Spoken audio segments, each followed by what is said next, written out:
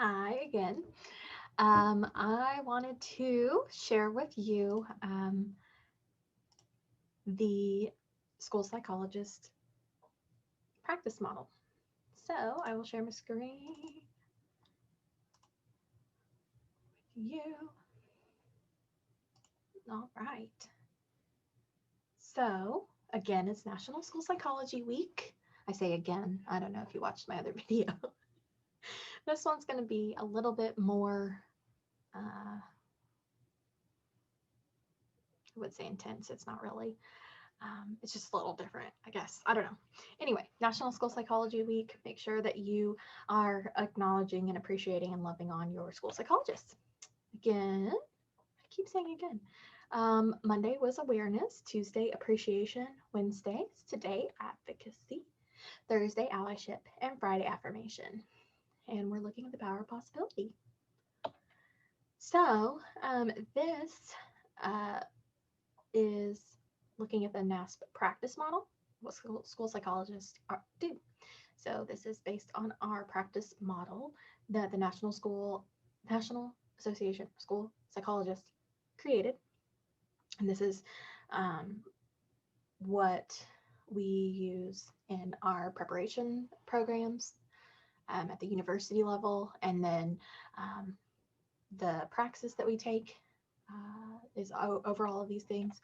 And we are expected to be experts and are expected to show what we know and that we can do these things within our practice model. So this practice model is one of 4 national standards for school psychologists. So we have our principles of professional ethics, standards for graduate preparation of school psychologists, and standards for the credentialing of school psychologists. And so those can be found here. Oops, sorry.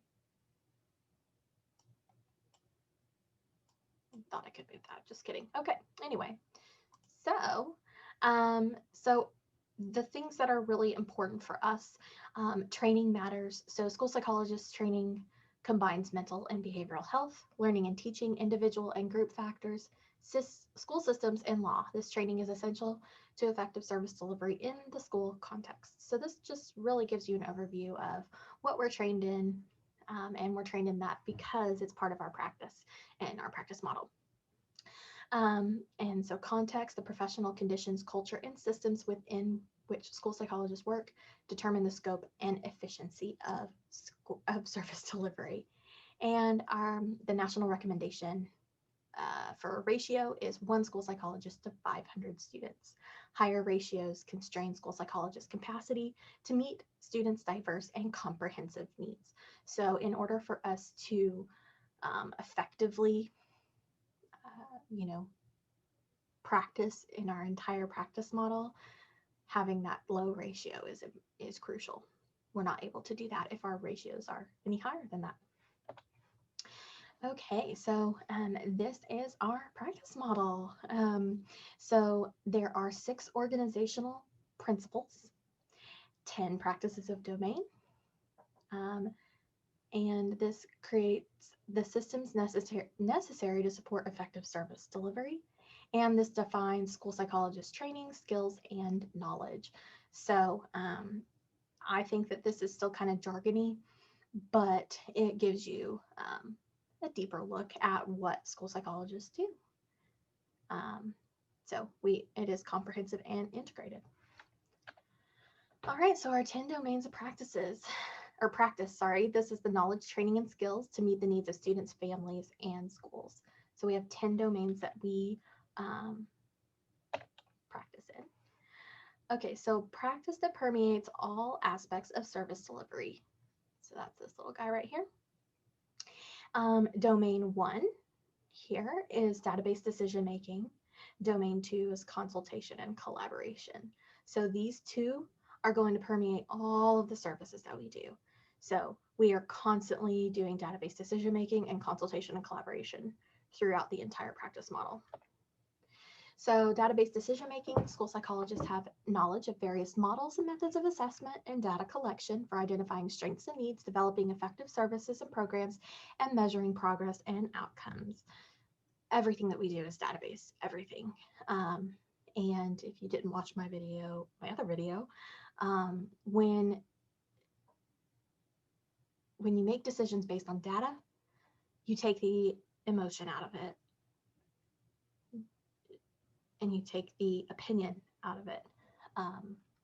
And that's really important to do in every aspect of life. There are times that taking the emotion out is not so, effective, but in school settings, having database decisions is really important, and really looking at how effective we are and what we're using. So again, in every aspect of what school psychologists do, this is what we do. We have extensive knowledge in how to collect data, how to analyze that data, different assessments, not just individual students, but classrooms, schools, district-wide, analyzing programs, things like that.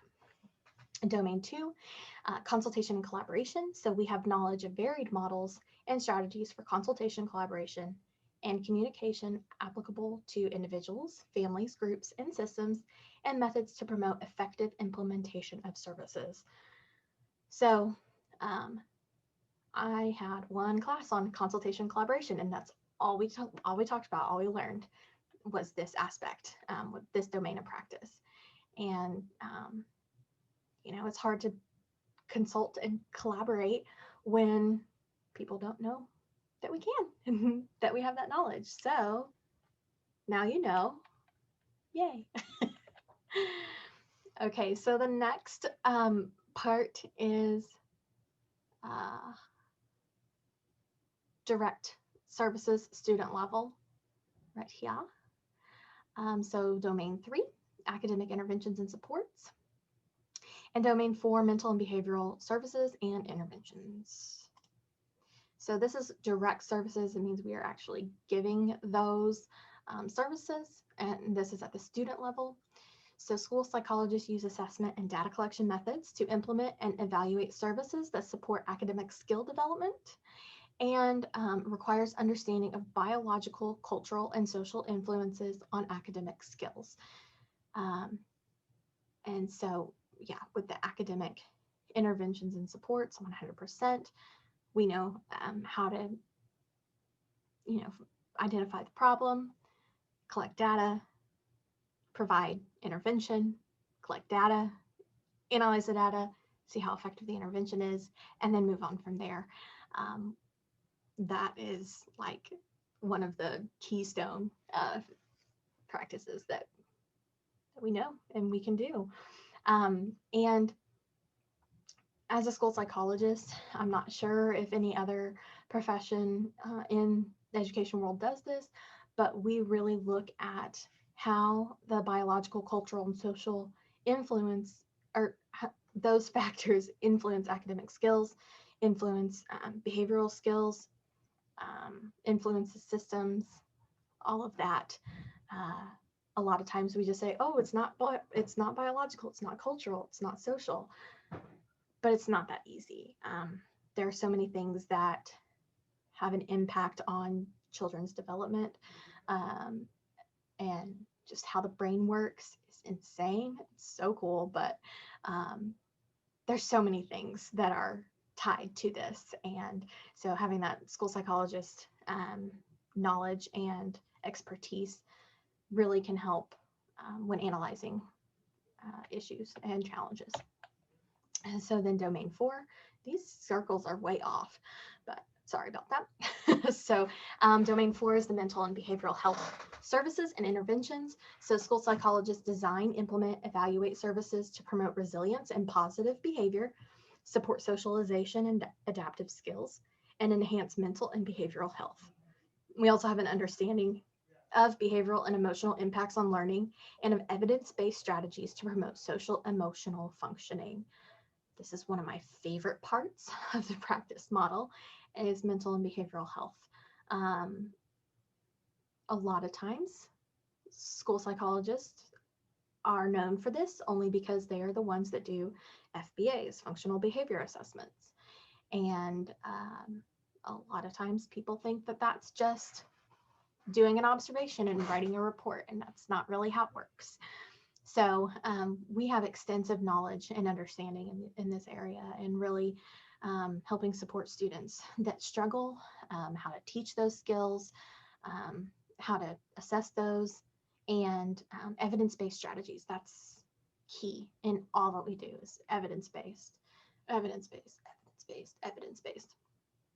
But we can really promote that social emotional functioning because it's very important. So the next part is the indirect services. This is the systems level. And it's indirect systems level services. So domain 5 is the school-wide practices to promote learning. Domain 6 is services to promote safe and supportive schools. And domain 7, family, school, and community collaboration. So for the school-wide practices to promote learning, domain 5, school psychologists develop and implement practices and strategies to create and maintain safe, effective, and supportive learning environments for students and school staff. We have knowledge about systems, structures, organization and theory, general and special education programming, implementation science, and evidence-based school-wide practices that promote learning, positive behavior, and mental health. Absolutely 100%. Again, this is one thing that really is lost in the school psychologist role in a school district. So we do have this knowledge and expertise in helping with that. All right, so domain 6 is services. Got cut off, sorry. Services to promote safe and supportive schools. So school psychologists promote preventative and responsive services that enhance learning, mental and behavioral health, and psychological and physical safety, and implement effective crisis prevention, protection, mitigation, response, and recovery. We also have knowledge of research related to social emotional well-being, resilience, and factors in learning and mental and behavioral health. Services in schools and communities to support multi-tiered prevention and health promotion, and evidence-based strategies for creating safe and supportive schools. Again, this is a part of what we do that is very overlooked. NASP has created a full curriculum for crisis prevention, protection, mitigation, response, and recovery. And crisis prevention, a lot of times we think of this as like school shootings. That's not it. Crisis prevention could be the coronavirus. It could be a tragedy within the school district, the loss of a teacher. It could be a tornado in Oklahoma. That can be it. And so NASP has created an entire curriculum, an entire program for this, and school psychologists are trained in that. And we have, that backbone of that curriculum to really create this for a school district and understand the implications with learning, mental and behavioral health, psychological and physical safety. And domain 7 is that family, school, and community collaborations. School psychologists design, implement, and evaluate services that respond to culture and context. And we facilitate family and school partnerships and interactions with community agencies to enhance academic and social behavioral outcomes for children. This is something that I wish I had more time to do. It comes down to time and that ratio. When our ratios are more than 1 to 500 or 700 students, we don't have time to do all of the things in our practice model. And this is one aspect that I really wish I had more time to devote to my school and my district. But again, we're as school psychologists, we look at culture and context a lot. The next part is foundations of service and delivery, this little guy right here. So we're looking at domain 8, equitable practices for diverse populations. Domain 9, research and evidence-based practice. And Domain 10, legal, ethical, and professional practice.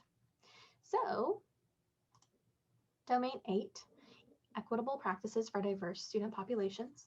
School psychologists implement evidence-based strategies to enhance services in both general and special education and to address potential influence related to diversity. We also advocate for social justice and equity that eliminates systemic barriers for minoritized populations and ensures that each student receives what they need to benefit from opportunities. So again, we have significant expertise, knowledge, training, whatever you want to call it, when it comes to diverse student populations. A lot of the training that has been coming from NASP recently has been about social justice and equity in looking at race and looking at gender identity. And so we really have a lot of knowledge about how those different things influence a student, a culture, a school, and making sure that we are providing those equitable practices. Again, because we're kind of removed from everything, we can kind of see things at a bird's eye view that sometimes different decision makers or players can't see. So Domain 9 is that research and evidence-based practice. School psychologists evaluate and apply research as a foundation for service delivery. We use various techniques and technology resources for data collection, measurement, and analysis that support effective practices at the individual, group, and systems level. So again, this is our foundation. Everything that school psychologists do is going to be research and evidence-based practice. There is a difference between research-based and evidence-based practice. Oops. And evidence-based practice, what that means is that it has been researched, it has been tried, and there is evidence that supports that whatever it is works and does what it was designed to do. So evidence-based practices are super important. We know where to find them. We love them. We know how to evaluate them. And I love that it's now part of ESSA, that evidence-based practices are a crucial part of ESSA now. Domain 10 is legal, ethical, and professional practice. We apply professional work characteristics needed for effective practice, including effective interpersonal skills, responsibility, adaptability, initiative, dependability, technological competence, advocacy skills, respect for human diversity, and commitment to social justice and equity. I think we are uniquely positioned as a profession to really understand every aspect of living. We understand learning and academics and concerns and how to mitigate those, and behavior, mental health, the social cultural factors, all of that. It really is a combination of education and psychology together, and going from there to create change and help students to succeed, because at the end of the day, that's what we're here for. So we have our 6 organizational principles, culture, systems, and conditions that facilitate effective service delivery. So that's the ones on the outside. Our organizational principles, organization and evaluation of service delivery. Principle 2 is climate. Principle 3 is physical, personal, and fiscal support systems. Principle 4 is professional communication. 5, supervision, peer consultation, and mentoring. 6, professional development and recognition systems. And this is from NASP, some more specific examples of what we can do within these our domains of practice. You can pause and read those. And the recommended ratio, again, is 1 in 500, sustainable professional capacity to support teachers' ability to teach and ensure that all students are ready and able to learn. And I think this is very important when we have a ratio that is recommended by the National Association of School Psychologists. This is what we should strive for. And for us to do our jobs effectively, this is what is needed. All right, so here is my contact information. You can email me. I have a website with some resources, bit.ly.com/WHJets. You can follow me on social media, all of these places. I share resources, things all the time on social media and my website. And I hope that this gave you some more insight on what school psychologists do, what we're trained to do, and areas where we can be a part of decisions and conversations about things within school districts and decisions that are being made for our students. All right, thank you.